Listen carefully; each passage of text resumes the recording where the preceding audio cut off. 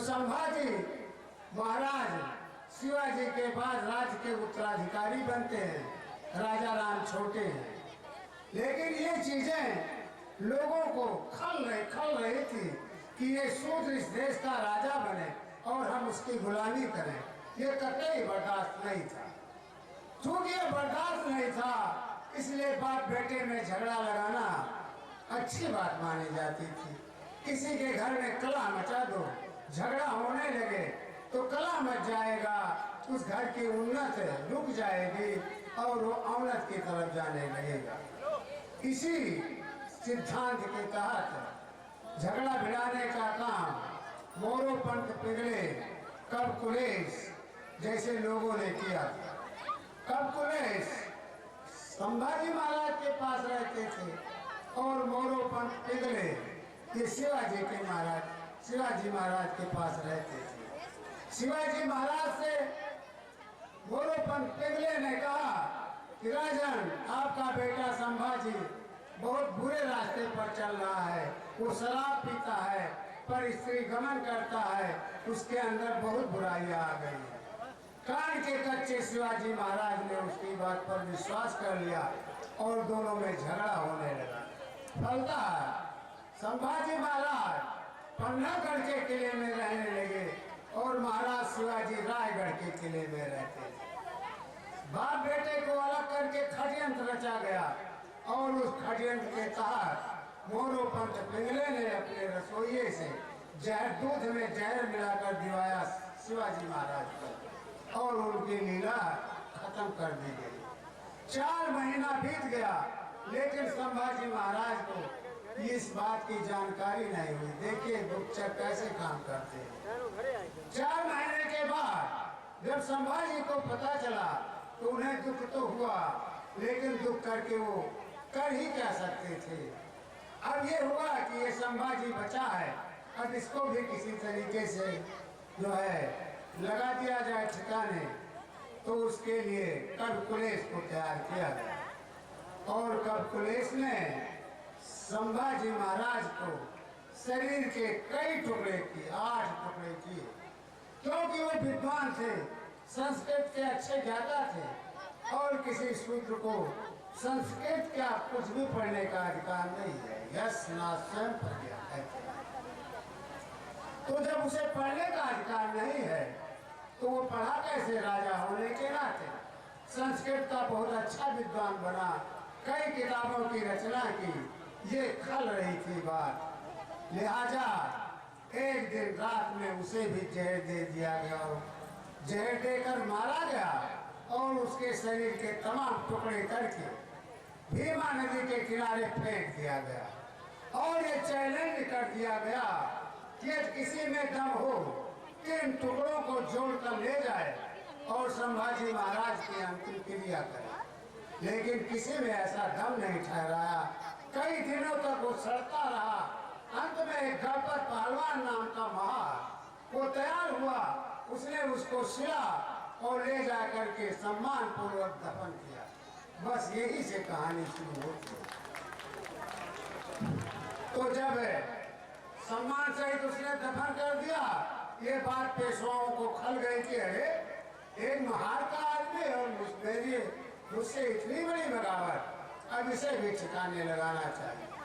नतीजा ये हुआ कि उसे भी ठिकाने लगा दिया गया और उसी वंश के लोगों के लिए ये आदेश पारित किया गया कि अब ये आजाद न रहे, सुख की चैन न सोए, इनके कमर में झाड़ू, हाथ में जो है घंटी, ये सब बांध करके इन्हें घूमने दिया जाए।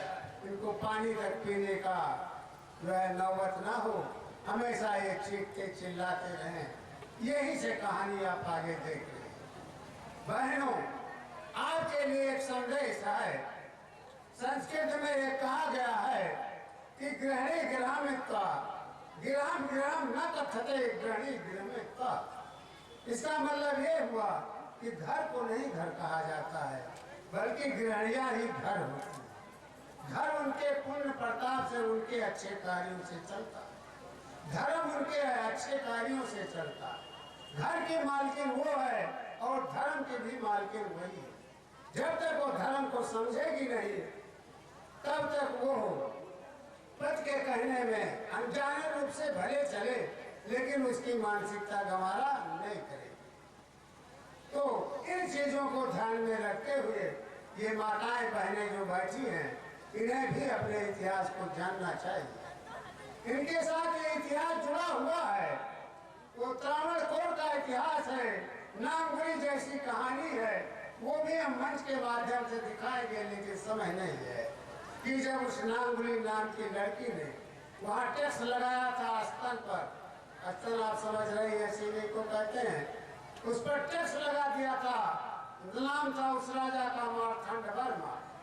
सामंतवादियों के कहने पर उसने टैक्स लगाया कि औरतें जो खुले सीने लेकर यहाँ तक कपड़े पहनकर चलेगी, यानी उनका पूरा शरीर जो है नंगा रहे, खुले स्तन से रहे, उन पर टैक्स नहीं लगेगा। और जो औरतें अपना स्तन ढककर चलेगी, अपनी इज्जत बचा कर चलेगी, उनके ऊपर टैक्स लगेगा। ये कहानी भी आप ही लोगों के साथ की है। नामगुरी नाम की लड़की ने कहा मैं स्तन ढकूंगी, लेकिन टैक्स नहीं।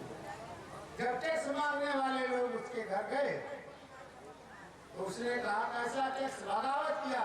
अंत में उससे नहीं रह गया, अंदर जाकर दोनों वस्तुओं को काट करके केले के पत्ते पर लाकर दे दिया और कहा ले जाओ तुम खुश रहो। अंत में इतना खून बहा कि वो मर गई। लेकिन जब राजा दलित हुआ, देश में बगावत हुई और वो टैक्स खत्म करना पड़ा। तो बहन जी, माता जी, बेटियों, धर्म को समझो, अपने इतिहास को समझो, समझने का प्रयास करो और आगे बढ़ो, क्योंकि देश की कर्णधार, समाज की कर्णधार और परिवार की कर्णधार तुम ही हो। तुमसे ही घर चलेगा और तुमसे ही धर्म चलेगा, तुमसे ही बच्चे पलेंगे। जैसा बच्चों को चाहोगी वैसा बना लोगी। तुम चाहो तो बच्चे अमीर बन जाएं, बच्चे बड़े विद्वान बन जाएं। अगर माताएं नहीं चाहेंगी तो बाप कुछ नहीं कर सकता। समझाकर पीट कर स्कूल कराएगा, लेकिन मेन काम तो माता ही होता है। इसलिए आप लोग अपने कार्यों पर जुट जाएं। यदि आप अपनी उन्नति चाहते हैं, अपनी तरक्की चाहते हैं, क्योंकि समाज की स्थिति बहुत बिगड़ चुकी है। हम फिर गुलाम होने जा रहे हैं। हमारा भारतीय संविधान खत्म होने जा रहा है। संविधान को बचाने के लिए हमें आपको तो कुछ करना ही होगा। है, मैं भाग गया। अब इतिहास पर आइए, उसके आगे का इतिहास आप देख रहे हैं, अब आगे देखिए और समझिए। डायरेक्टर भारतीय बौद्ध नाट्य कला मंच, ये इस कला अकादमी के संचालक हैं। आपने इतिहास को यहाँ पर पटल पर रखा। साथियों, इस मंचन को दृश्य को देखते हुए पारसनाथ बौद्ध, आदरणीय पारसनाथ बौद्ध जखनी कला की जानिब से 100 रुपए, हमारे सेवानिवृत्त शाखा प्रबंधक, बैंक प्रबंधक आदरणीय रामकरण बौद्ध परिवार की जानिब से 500 रुपए आर्थिक संबल प्रदान होते हैं। परम आदरणीय परम सम्मानीय राम पियारे रामपुर कुर्नियान 100 रुपए, परम आदरणीय परम श्रद्धेय शक्ति बौद्ध जी नामे बहुत 100 रुपए पुरस्कृत होते हैं। हम और हमारा ट्रस्ट आप सबका हार्दिक आभार व्यक्त करता है।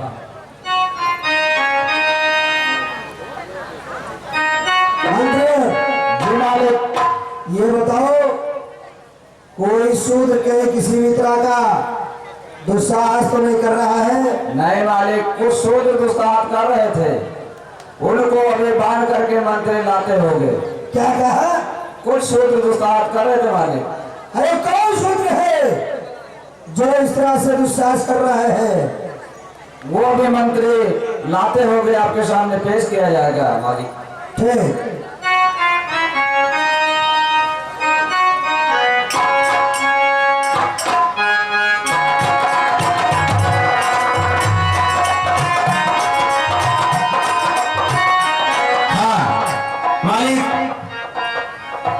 बहुत दुस्साहस कर रहे थे ये शूद्र लोग, अब उनको पकड़कर आपके सामने लाया जा रहा है मालिक। अभी लाता है, जल्दी जल्दी।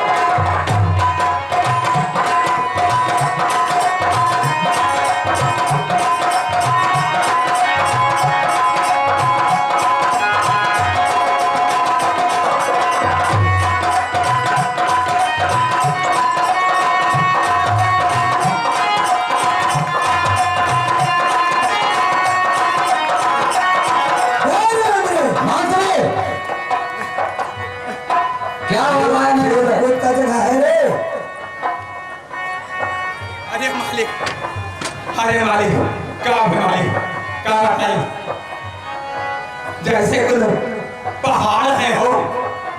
कौन है? अरे वो नहीं कुछ सूत्र है जो मीरा बांध करके ले गया। अरे जानता है अरे भाई वो पहाड़ है, तो तू क्या है रे? अरे हम सारा पहाड़ हो। जल्दी जा।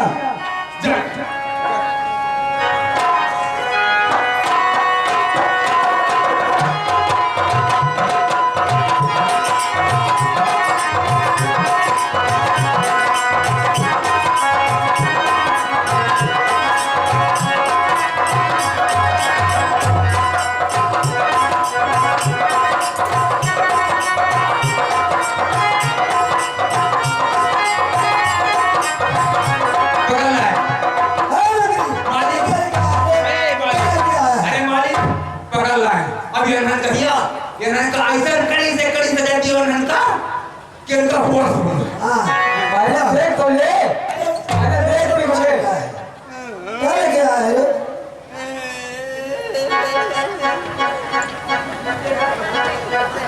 मालिक पकड़ कर लाए हम तो बगी कुछ झुआड़ा बन गए।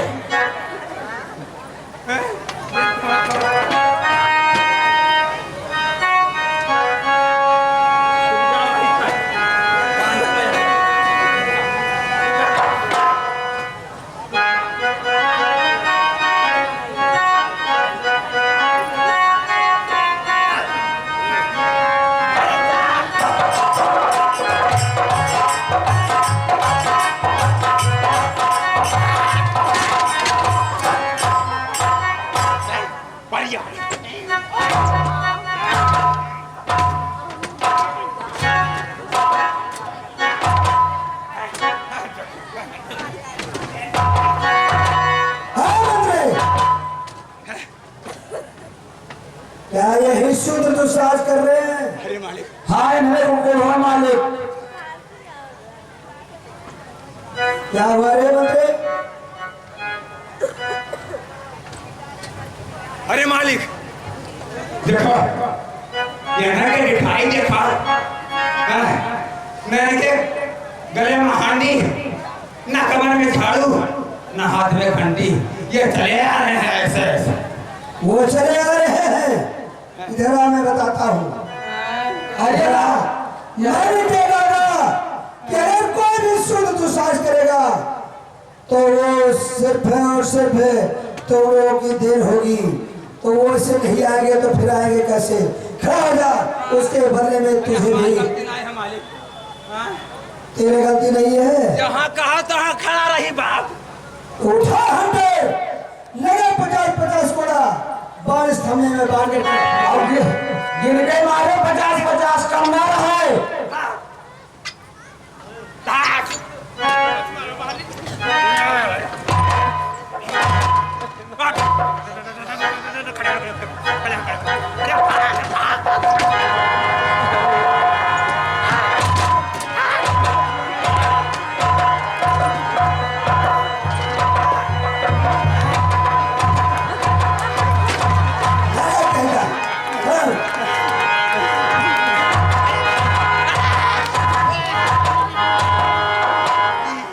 ऐसे ऐसे होश होता है तो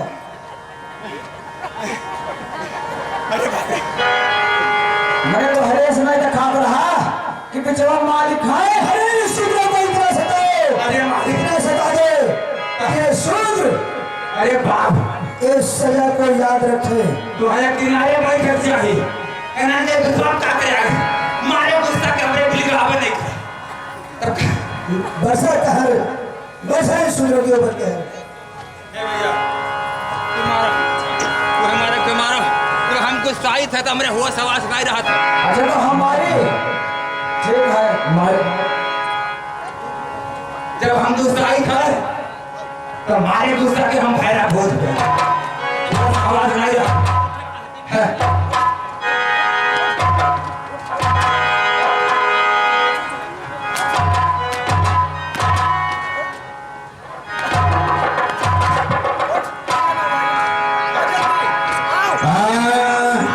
अरे चेतना सहल मुसीबत तोहरी बतिया